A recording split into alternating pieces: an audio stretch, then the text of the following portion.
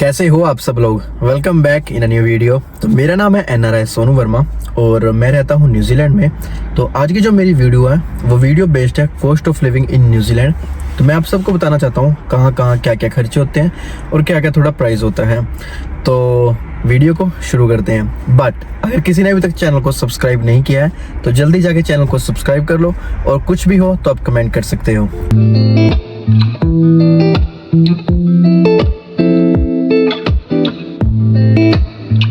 तो सबसे पहले जो cost of living in New Zealand है, जो सबसे बड़ा मतलब खर्चा है न्यूजीलैंड में रहने का, वो क्या है आपका अकोमोडेशन का। आपका रूम जो हम रेंट लेकर रहते हैं, यह मैटर नहीं करता आप इंटरनेशनल स्टूडेंट हो, आप वर्क वीज़े पे हो, आप रेजिडेंट हो, परमानेंट रेजिडेंस हो या आप कुछ भी हो, क्योंकि जब तक आप अपना घर नहीं लेते तब तक आपको रूम जो है रेंट पर लेकर रहना पड़ेगा। और सबसे ज़्यादा मैं बताता हूँ, जो सैलरी का आपका सबसे ज़्यादा पार्ट होता है वो इसी में चला जाता है। तो एज अ स्टूडेंट डिपेंड करता है। अगर तो आप शेयरिंग में रहते हैं, शेयरिंग में ऐसे होता है जैसे एक रूम के अंदर 2 बेड लगा देते हैं, वो सिंगल बेड लगा देते हैं। तो उसका जो प्राइस है वो 150 ले लेते हैं पर पर्सन। तो मान लो 2 बंदे एक रूम में रह रहे हैं तो $300 ले लेंगे आपसे।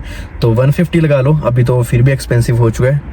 अभी 180 या 200 लगा लो। और डिपेंड करता है आप किस सिटी में रहते हो। अगर आप ऑकलैंड सिटी के पास लेते हो तो और भी एक्सपेंसिव है, तो पीछे पीछे चले जाओगे तो थोड़ा सस्ता मिल जाएगा।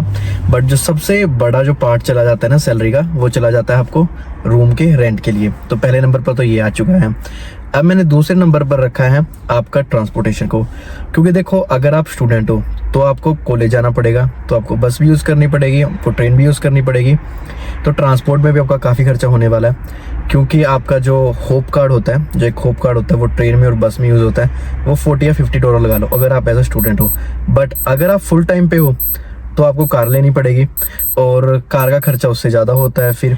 और जो कार का खर्चा है वो उससे ज़्यादा होगा फिर, क्योंकि कार में आपको गैस पेट्रोल भी डलवानी पड़ेगी, फिर कार का इंश्योरेंस हो गया, फिर कार की सर्विस हो चुकी है, कार की जो वॉफ होती है, वारंट ऑफ फिटनेस या रजो होती है, और भी जो खर्चे होते हैं फिर वो उसमें भी सबसे ज़्यादा पैसे लगते हैं। इसलिए मैंने दूसरे नंबर पर रखा है आपकी ट्रांसपोर्टेशन को, क्योंकि अगर आप मान लो स्टूडेंट हो तो आपका $40 या $50 में काम हो जाएगा। लेकिन अगर आप फुल टाइम हो तो आपको गाड़ी परचेज करनी पड़ेगी और गाड़ी के साथ तो काफ़ी खर्चे हो जाते हैं। तो इसके बाद जो खर्चा आता है वो आता है आपकी ग्रोसरी पर। तो जब हम एज अ स्टूडेंट होते हैं तो काफ़ी लोग क्या फूड चेन में काम करते हैं, जैसे किसी रेस्टोरेंट में काम कर लिया, किसी पिज़्ज़ा क्लब के अंदर काम कर लिया या कहीं भी फूड चेन के अंदर, तो वो एक टाइम का खाना तो वहीं से खा लेते हैं। तो ये भी काइंड ऑफ मनी सेव ही होती है ग्रोसरी के लिए। बट एज अ स्टूडेंट आपकी $40 या $60 की ग्रोसरी आ जाती है। डिपेंड करता है आप कितना खाते हो और कौन सा खाना खाते हो। बट जब आप फुल टाइम होते हो तो एक खर्चा और भी ज़्यादा बढ़ जाता है, क्योंकि आपकी ग्रोसरी भी ज़्यादा होती है। और ऑब्वियसली सी बात है, कई बार आप इतने बिजी होते हो या मन नहीं करता घर पे बनाने का, तो आप बाहर खा लेते हो, स्पेशली जब आप फुल टाइम होते हो। तो उसमें ग्रोसरी में पैसे आपके थोड़े ज़्यादा लग जाते हैं। बट फिर भी डिपेंड करता है आप किस तरह का खाना खा रहे हो और कौन सा। इसलिए मैंने इसको रखा है तीसरे नंबर पे ग्रोसरी को। इसके बाद जो खर्चा आता है वो आता है आपके फ़ोन का। देखो जब एज अ स्टूडेंट होते हो तो मोस्टली $20 का रिचार्ज करा लेते हैं, वो पूरे महीने चल जाता है, क्योंकि इतने किसी से बात नहीं करनी होती, हर जगह वाईफाई होता है। तो वो $20 में रिचार्ज करा के चल जाता महीना। क्योंकि जब मैं एज अ स्टूडेंट था तो मैं $19 का रिचार्ज होता था, वो डेयरी शॉप से लेके कूपन आता था, उसको स्क्रैच करके वो महीना चल जाता था आराम से। बट जब से फुल टाइम होते हैं तो फुल टाइम में काफ़ी एक्सपेंसेस बढ़ भी जाते हैं। तो जैसे प्लान ले लेते हैं कोई $50 का, $40 का, $60 का मंथली, तो उसमें अनलिमिटेड मिलता है कॉल्स, टेक्स्ट और इंटरनेट आपको। तो ऐसे बढ़ जाते हैं। बट स्टूडेंट में मैं एक चीज़ आपको सजेस्ट करना चाहता हूँ भाई, आप कभी भी कोई फ़ोन लो, अगर आप आईफोन लो कोई सा भी, तो आप EMI पे मत लेना, या जो होता है इंटरेस्ट पे मत लेना उसको, और प्लान के साथ तो डेफिनेटली मत लेना। हाँ थोड़ा वेट कर लो, आप उसको कैश ले सकते हो, सारी पेमेंट एक साथ पे करो, क्योंकि फिर आपको वीकली आपकी वो भी पेमेंट शुरू हो जाती है, तो वो भी एक अदर एक्सपेंसेस में आ जाता है।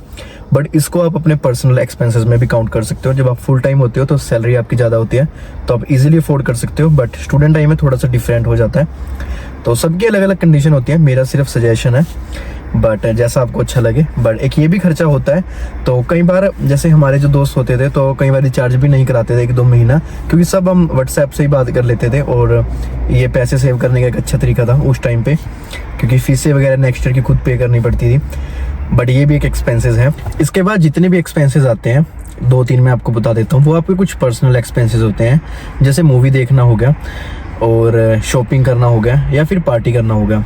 मूवी देखना मुझे कुछ हद तक ठीक भी लगता है स्टूडेंट टाइम में, क्योंकि आपको स्टूडेंट डिस्काउंट भी मिल जाता है। बट अगर आपको नेक्स्ट ईयर की फ़ीस खुद पे करनी है तो आपको काफ़ी कुछ सेव करना पड़ेगा, और डेफिनेटली सी बात है कहीं शौक मारने पड़ते हैं। बट एनीवे, इसके बाद शॉपिंग करना। स्टूडेंट टाइम में तो शॉपिंग का इतना सब कुछ होता भी नहीं, क्योंकि मोस्टली ज़्यादा कॉलेज चले जाते हैं, कॉलेज के बाद सीधा जॉब होती है, तो इतना टाइम नहीं लगता, बंदा काफ़ी बिजी रहता है उस टाइम में।